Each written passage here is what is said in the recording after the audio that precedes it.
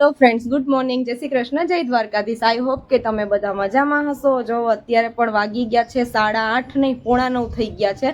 મને જવાનું થાય છે લેટ અને આ નવાબઝાદા આજ મને ડ્રોપ કરવા નથી આવવાના. હું તેમ કહું છું કે હવે આ એક્ઝામ પતે તો સારું, કેમ કે હવે તો હું સાવ થાકી ગઈ છું. સવારમાં વહેલા ઉઠવું, વહેલા જવું, પાછું બપોરે શું કહેવાય તડકાનું પાછું વહેલું આવવું. જોઈએ આ નવાબઝાદા શું કરે છે ને એને પૂછીએ કે મને લેવા આવવાના જ કે નથી આવવાના. રામ રામ ડાયરા ને કેમ છો? મજામાં ને? તો આજે આપણે ફૂલ બોડી તૈયાર છો, કારણ કે આજે કોઈ પ્રકારનું કંઈ બાકી નથી રહ્યું અને આજે તો કામે સામેથી આવ્યું છે ને કામ મળી જ ગયું છે. તો આપણે આજે જવાનું છે સૂત્રાપાડા લોઢવા અને અહીંયાથી ધામરેજે જવાનું થાય એવો પ્રયત્ન છે. આજે ફાઇનલી મેડમને આપણે ગામના પાટીએ ઉતારી ત્યાર પછી એને રિક્ષામાં બેસાડી દેવાની છે. જો મેડમ રોજે રોજ આવે તો છે, આજે એકલું જવાનું છે. રેડી ને મેડમ? હવે જવું તો પડશે ને.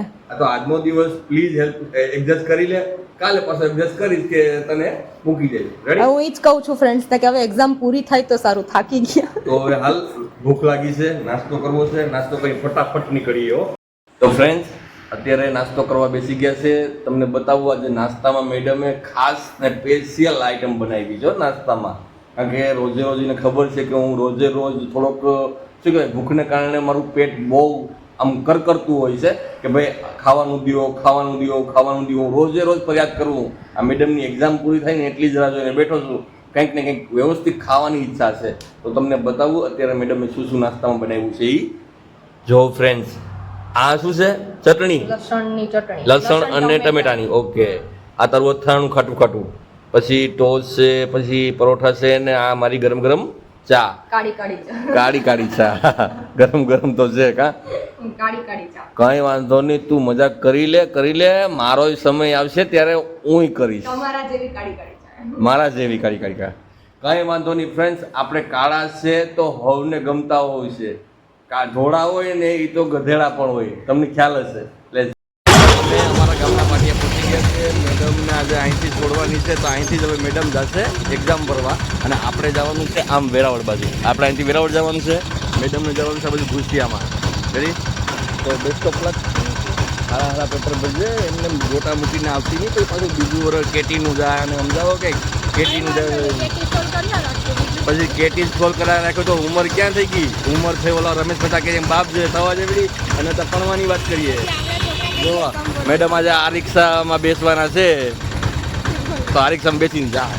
હેલો ફ્રેન્ડ્સ, તો જો વાગી ગયા છે 12:15 અને ફાઇનલી હું ઘરે પહોંચી ગઈ છું.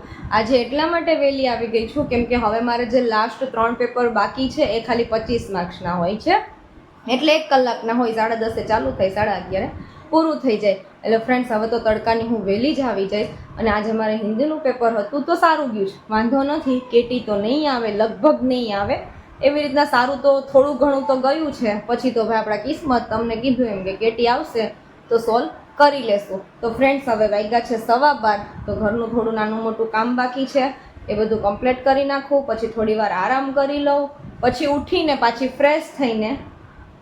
ફ્રેન્ડ્સ જો વાગી ગયા છે સાંજના 4 નહીં 5 વાગી ગયા છે આજ તો, કેમ કે આજે એટલો બધો થાક હતો ને તો હું સૂતી જ રહી.